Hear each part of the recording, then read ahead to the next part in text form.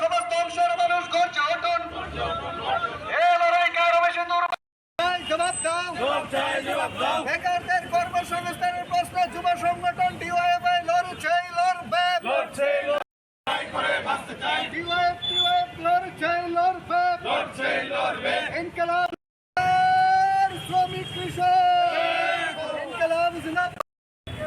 আমাদের রাজ্যে বিজেপি সরকার আসার পর থেকে বেকারদের উপর ভয়ঙ্কর আগ্রাসী নীতি গ্রহণ করেছেন, বেকার মারা নীতি গ্রহণ করেছেন। শিক্ষা স্বাস্থ্যক্ষেত্রে প্রচণ্ড সংকট, শিক্ষক নেই, হাসপাতালে ডাক্তার নেই, নার্স নেই, প্রতিটা দপ্তরে ব্যাপক শূন্যপদ। সরকার নিয়োগের দরজা সম্পূর্ণভাবে বন্ধ করে দিয়েছে। স্কুলে ছাত্ররা পড়াশোনা করতে যাচ্ছেন, তাদের মেধা যেন বিকশিত হতে না পারে, ছাত্রছাত্রীরা যেন ভালো স্টুডেন্ট হতে না পারে। বিজেপি সরকার কায়দা করে, কৌশল করে, পরিকল্পনা করে মেধাকে ধ্বংস করে দেওয়ার জন্য শিক্ষক নিয়োগ করছেন না, আর বেকারদের হতাশাগ্রস্ত করে অন্ধকারের দিকে ঠেলিয়ে দেওয়ার একটা কৌশল গ্রহণ করেছেন।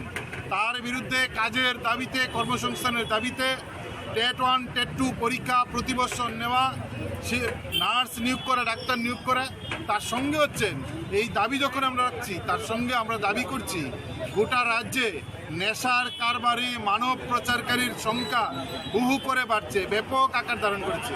গলি গলিতে মাতব্বরা নেশার বাণিজ্য করছে, আর সরকার লাইসেন্স দিয়ে মদের ব্যবসা বাড়াচ্ছে। তার বিরুদ্ধে আমাদের লড়াই।